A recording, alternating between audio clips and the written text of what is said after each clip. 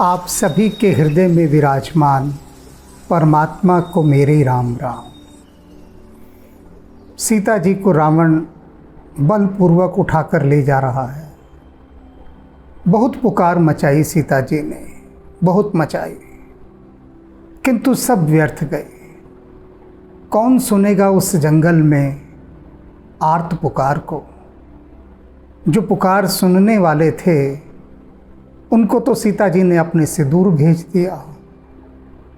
उनकी रक्षा में बिठाकर गए थे लक्ष्मण जी को, तो उन पर भी बहुत क्रोध किया, लांछन लगाए और उनको भी राम के पीछे भेज दिया।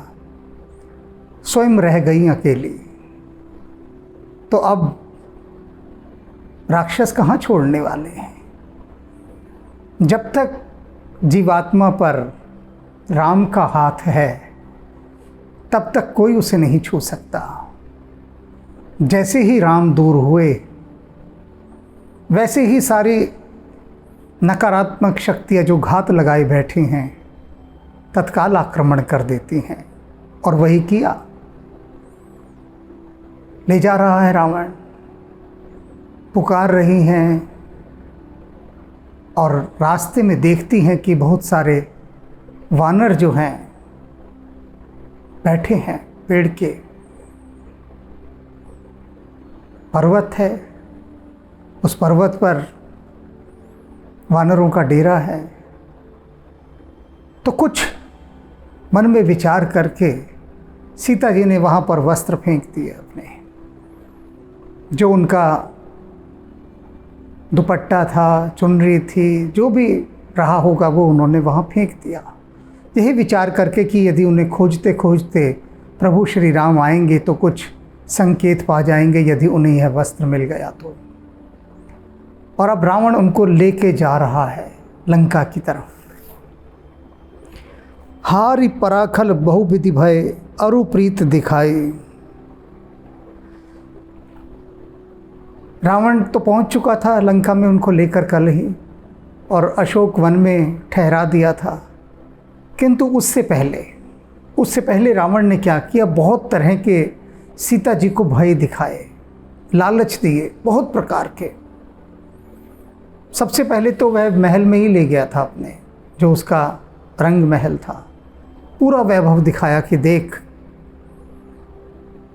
कितना धनी हूँ मैं, संसार का सबसे बड़ा, और इतना धनी हूँ कि कुबेर को भी मैंने अपने अधीन कर रखा है।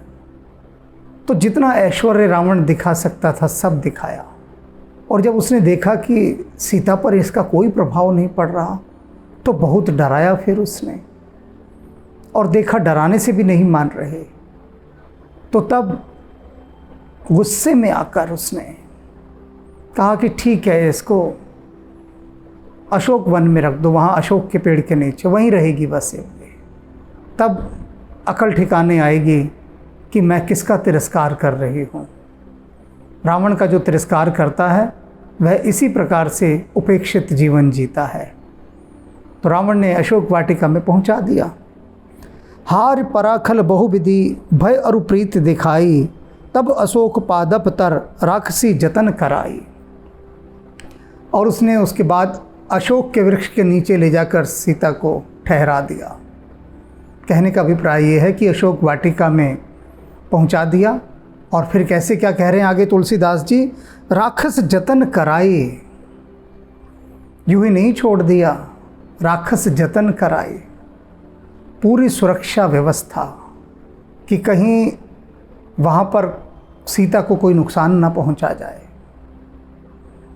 अति महत्वपूर्ण है सीता राम की दृष्टि में। और राम कोई साधारण पुरुष नहीं है, ये बात रावण जानता है। तो उन राम की पत्नी को रावण यूं ही असुरक्षित नहीं छोड़ सकता। जानता है वो कि उसकी जवाबदेही है। तो रावण ने पूरी सुरक्षा व्यवस्था में रखा था, क्योंकि अनेक ऐसे शत्रु भी होते हैं जो ऐसे अवसर का लाभ उठाकर सीता जी को नुकसान पहुंचाना चाहेंगे कि यदि सीता जी को नुकसान पहुंचता है तो उसका दंड रावण को मिलेगा। तो इसलिए रावण ने पूरी सुरक्षा व्यवस्था में सीता जी को अशोक वाटिका में ठहरा दिया। जय विधि कपट कुरंग संग धाई चले श्री राम, सो छब सीता राख और रटत रहत हरि नाम। अब सीता जी अशोक वाटिका में बैठी हैं और बैठे बैठे उनकी आंखों के सामने वही दृश्य आ रहा है कि वह प्रभु राम से कह रही है कि आप जाइए, ये स्वर्ण मृग मेरे लिए लेकर आइए। और अभी तक सीता की नयनों से वह चित्र विदा नहीं हुआ है। उनकी आंखों में जैसे वो आखिरी दृश्य प्रभु श्री राम का बस गया है कि वे किस प्रकार से उस कपट मृग के पीछे भागते हुए जा रहे थे और सीता उन्हें देख रही थी। बस वो जो पिक्चर थी, वो जो इमेज थी, वो जो छवि थी, वो सीता जी के मन में अब बस गई है। अंतिम बार राम को उन्होंने इसी रूप में देखा था, उस कपट मृग के पीछे भागते हुए। तो वही अंतिम दृश्य रह रहकर उनकी आंखों के आगे घूम जाता है। और क्या होता है, सो छब सीता राख और सीता जी उस छवि को अपने हृदय में रखकर बस राम राम रटती रहती हैं, वही भजती रहती हैं, राम का नाम लेती हैं। और राम की वही छवि, वही दृश्य कि जब वे हिरण के पीछे भाग रहे हैं, उसी दृश्य को बार बार याद करती हैं। रघुपति अनुज हुई आवत देख। अब उधर का दृश्य तुलसीदास जी दिखा रहे हैं कि लक्ष्मण जी लौट रहे हैं,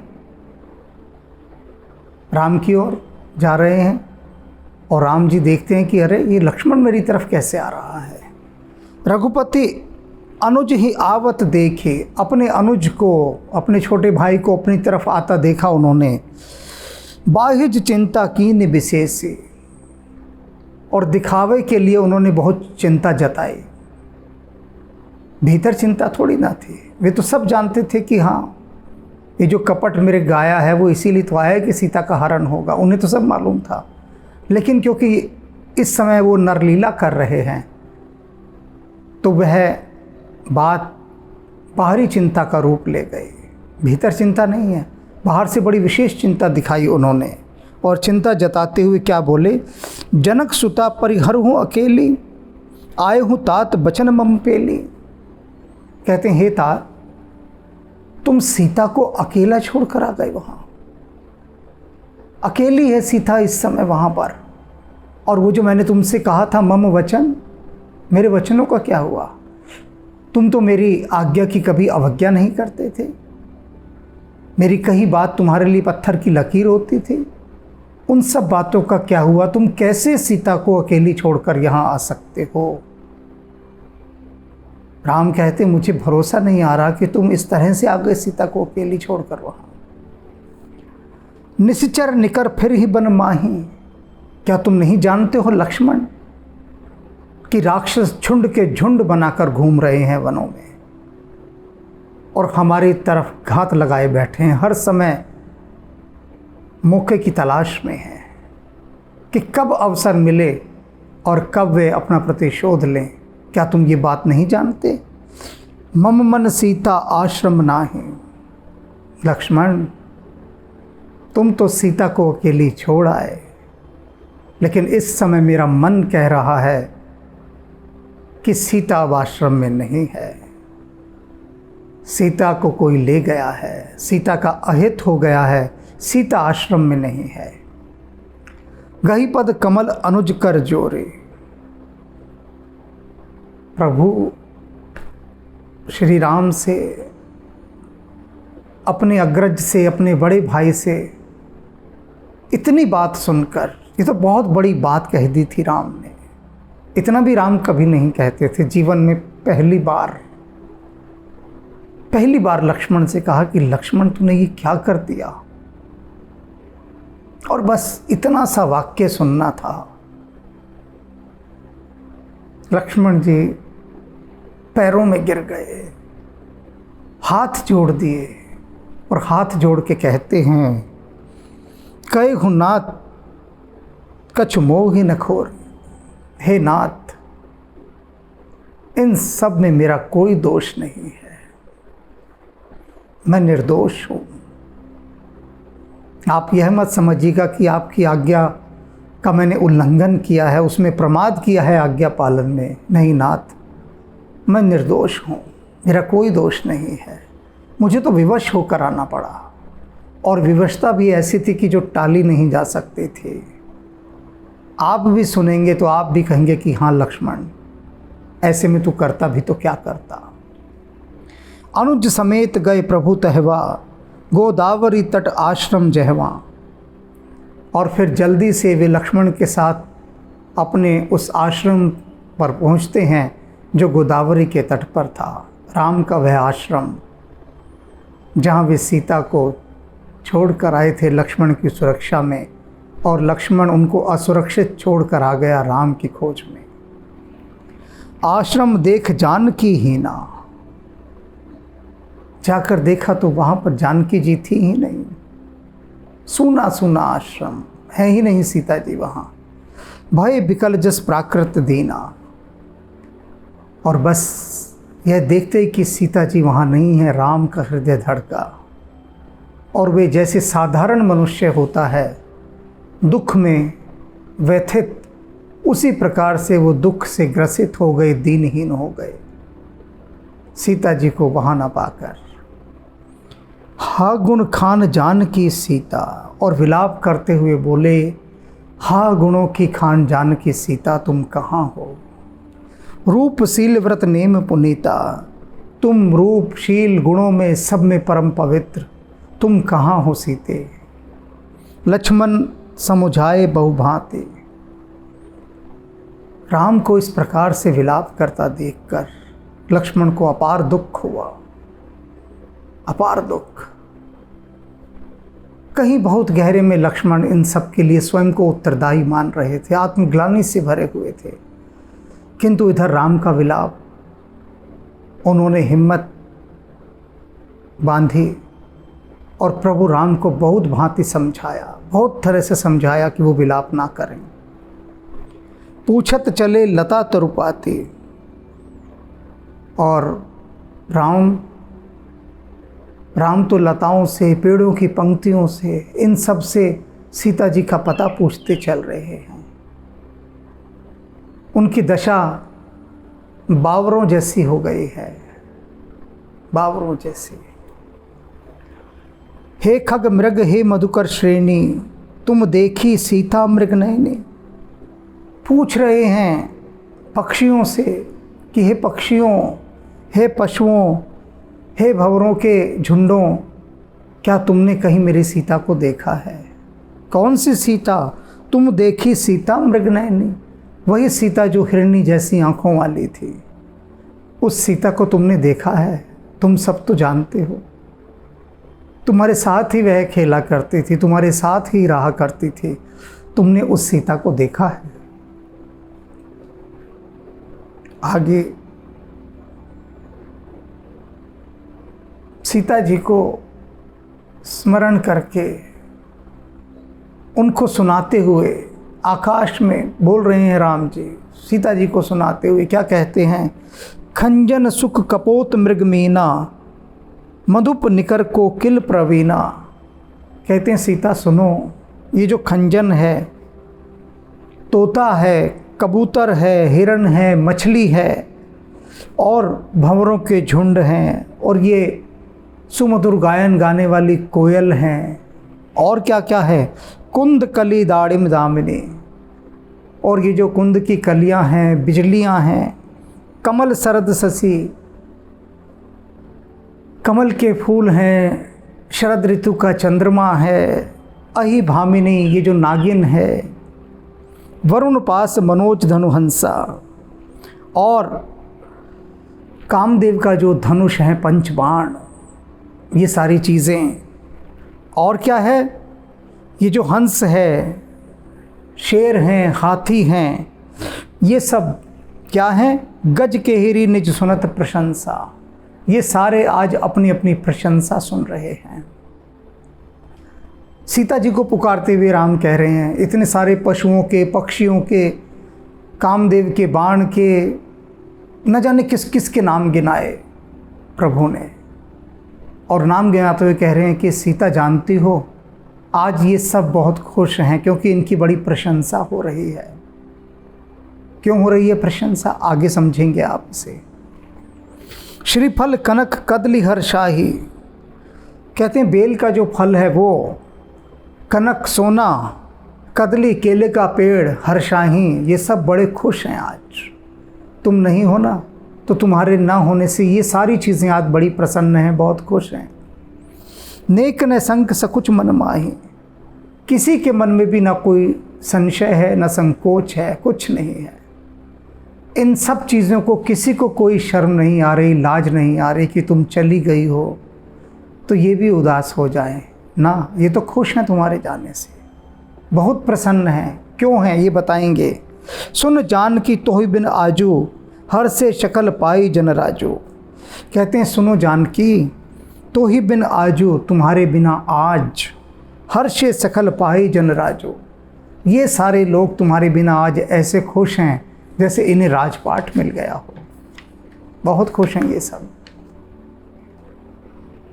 किम सही जात अनख तो ही पाही,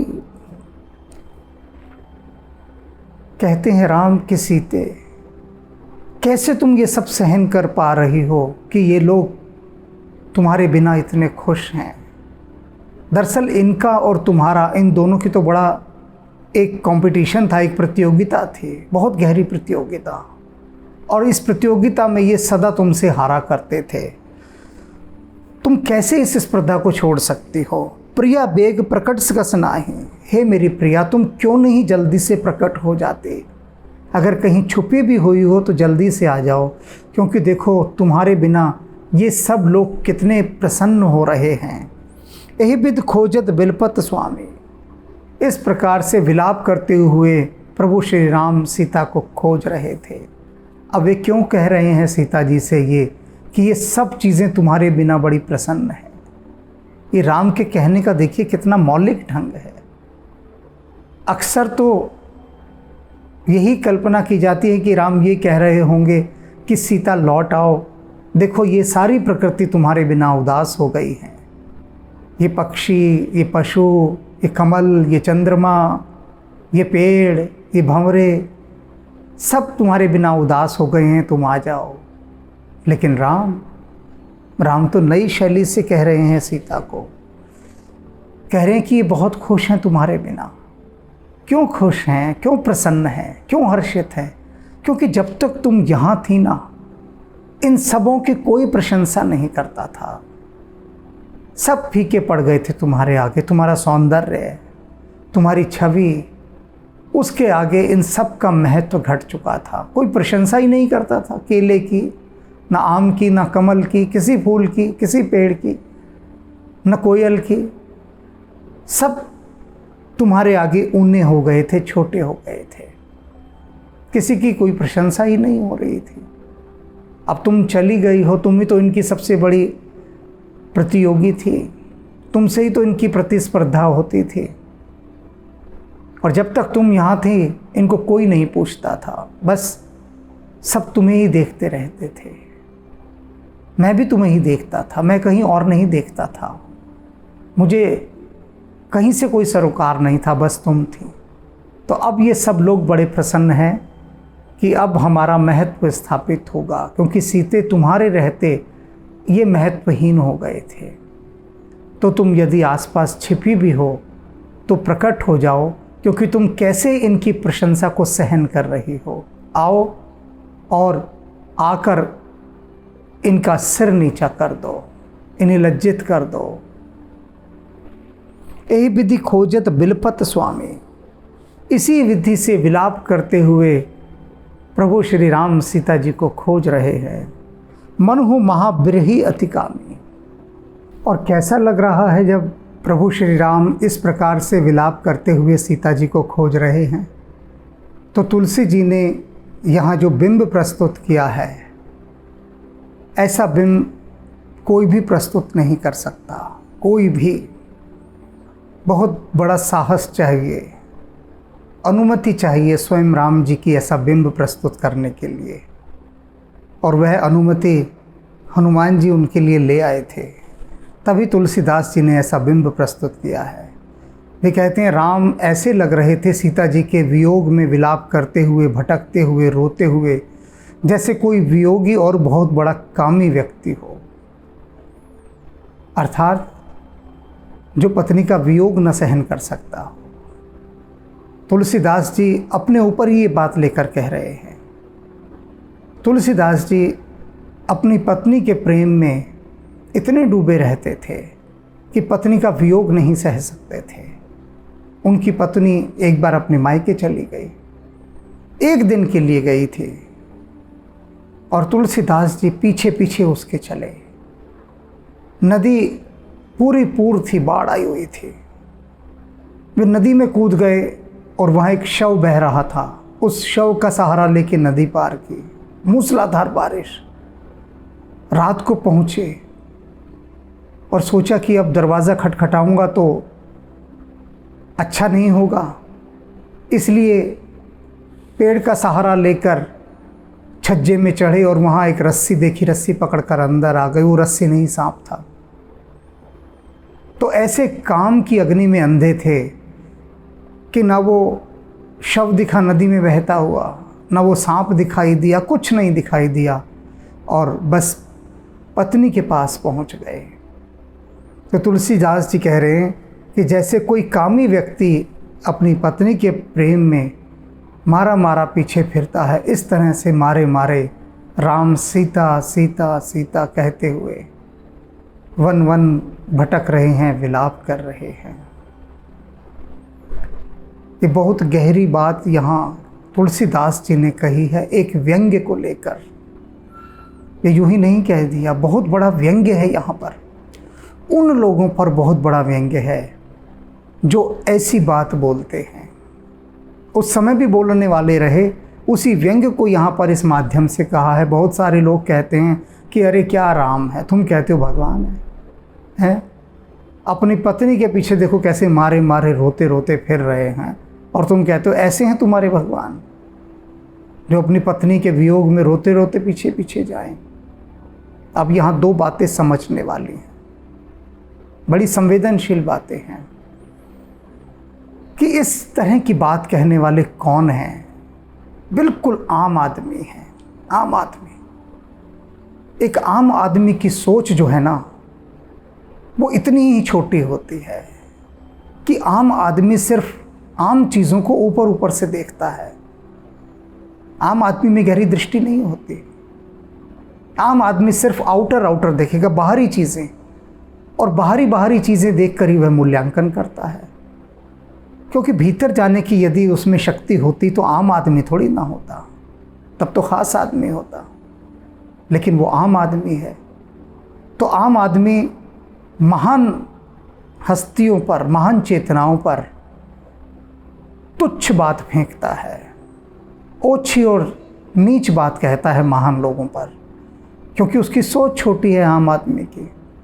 अब आम आदमी क्या कहता था कि यही परमात्मा है जो एक स्त्री के पीछे इस तरह से रोता हुआ मारा मारा फिर रहा है। लेकिन उसे यह दिखाई नहीं दिया कि राम जैसा अनन्य पत्नी प्रेमी संसार में कोई है क्या। यहाँ तो पत्नियों को लेकर कितने चुटकुले लोगों ने बनाए हुए हैं। ऐसे ऐसे चुटकुले की हैरानी होती कि लोग, मैं सोचता हूँ इस पर हंसी कैसे लेते हैं। चुटकुला होता है कि डाकू उसकी पत्नी को उठा कर ले गया, तो पड़ोसी कहता है भाई मुझे भी उस डाकू का पता दे दे, मैं भी कहूँ मेरी पत्नी को भी ले जाए उठाकर। मतलब कितना ओछा उन्होंने अपनी पत्नी को स्थान दिया हुआ है, अपनी सोच को और अपनी पत्नी को। लोग कहते हैं आज़ादी मना रहे हैं, पत्नी मायके गई है तो आज़ादी। मतलब कितने अपमानजनक भाषा है ये पत्नी के लिए, और लोग खुश होकर कहते हैं। ऐसे लोग आम आदमी हैं, छोटी सोच वाले। उन्हें राम के अंदर वह अनन्य प्रेमी नहीं दिखाई दिया कि उस समय में जब लोग 10-10, 20-20 औरतें रखा करते थे और न जाने कितनी दासियां होती थीं, अय्याश थे एक नंबर के, भरी रहती थी औरतें उनके रंग महलों में। ढेर सारी पत्नियां होती थी, उपपत्नियां होती थी, दासियां होती थी, भोग के लिए स्त्रियां इकट्ठी होती थी। उस समय में प्रभु श्री राम ने केवल एक पत्नी व्रत धारण किया था, एक पत्नी व्रत। उन आम आदमियों को ये नहीं दिखाई देता कि उस समय, उस काल में कितनी बड़ी क्रांति प्रभु श्री राम ने की थी, कितनी बड़ी क्रांति। और जिसे पत्नी चुन लिया, फिर उसके साथ तादात्म्य स्थापित कर लिया, वह पत्नी ना रही, अर्धांगिनी हो गई। अर्धांगिनी आधा अंग शरीर का, जिसके शरीर का आधा अंग कोई राक्षस उठा कर ले जाए तो उसका जो दूसरा आधा अंग है वह कैसे चैन से रह पाएगा। इस दृष्टि से कोई नहीं सोचता, सोच ही नहीं। और ये ऐसे आम आदमी की जो छोटी सोच है, जब बड़ी हस्तियों तक भी पहुंच जाती है तो उनको भी दूषित कर देती है। सती को किया था ना, सती ने भी क्या कहा था शिव से कि आप कह रहे हैं ये राम जो दशरथ का पुत्र है, जो वन वन में अपनी पत्नी के वियोग में रोता हुआ भटक रहा है, आप कह रहे हैं ये वही सच्चिदानंद है, ये आपके आराध्य हैं। क्या बात कर दी आपने। एक साधारण सा व्यक्ति पत्नी के वियोग में रोता पीटता जा रहा है, पगलाया हुआ, बोराया हुआ, और आप कहते हैं कि ये वे ही राम है जिनका मैं ध्यान धरता हूं। सती, कैसी बात कर दी आपने। जब सती तक राम को न पहचान पाए, वे भी भ्रमित हो गई ये आम आदमी की सोच के कारण, तब कैसे पहचानिएगा। प्रभु राम को बाहरी बाहरी आंखों से देखने से नहीं पहचान सकते। उनको देखने के लिए तो जब तक राम ही कृपालु ना हो जाएं तब तक आप राम को देख ही नहीं सकते, जान ही नहीं सकते। संभव ही नहीं है, संभव ही नहीं है। राम जिस तरह से सीता के वियोग में विलाप कर रहे हैं तो लक्ष्मण जी भी बड़े चकित हैं, बोल कुछ नहीं रहे, क्योंकि पहली बार जीवन में राम का ऐसा रूप देखा। राम को तो कभी उन्होंने एक अश्रु का कण भी बहाते नहीं देखा था कि किसी दुख के कारण। प्रेम के कारण तो राम की आंखों में सदा उन्होंने अश्रु देखे, लेकिन दुख के कारण, वियोग के कारण उन्होंने राम को कभी रोते हुए नहीं देखा। और ये तो पहली बार एक बच्चे के समान राम रोते जा रहे हैं। तो लक्ष्मण भी बड़े हैरान थे, क्योंकि राम ने उनसे भी वो लीला समेट कर रख ली थी। लक्ष्मण जी के सामने भी अपनी उस नरलीला को व्यक्त नहीं किया उन्होंने। पूर्ण काम राम सुख राशि। तुलसीदास जी कहते हैं, जानते हैं राम क्या है? पूर्ण काम है राम। राम सुख राशि, राम तो सभी आनंदों की राशि हैं। मनुज चरित कर अज अविनाशी, और आज देखो वह अजन्मा अविनाशी राम आज मनुष्य के रूप में चरित्र कर रहा है, अपनी लीला कर रहा है। वे राम जो अजन्मे हैं, अविनाशी हैं, सुखों के धाम हैं, वे किस प्रकार से अभिनय कर रहे हैं, कितना सुंदर अभिनय कर रहे हैं। आगे परा गिद्धपति देखा, राम आगे बढ़ते हैं, देखते हैं कि वहाँ तो जटायु घायल अवस्था में पड़े हुए। सुमिरत राम चरण जिन रेखा, और जटायु तो बस पड़े पड़े राम के चरण चिन्हों की रेखाओं को, उनके पवित्र चिन्हों को याद करते हुए बस राम राम राम, बस यही सुमिरते जा रहे थे। और राम उनके पास पहुंचते हैं। जटायु अंतिम सांसें ले रहे हैं, और हर सांस पर राम का नाम, राम का नाम, राम का नाम, हर सांस पर। कर सरोज सिर पर से हूँ कृपा सिंधु रघुवीर। वे जो कृपा के सागर रघुवीर हैं, उन्होंने क्या किया? दशरथ के मित्र जटायु, गृद्धराज जटायु, देखा इस तरह से घायल अवस्था में पड़े हैं, पंख कटे हैं और राम राम पुकार रहे हैं।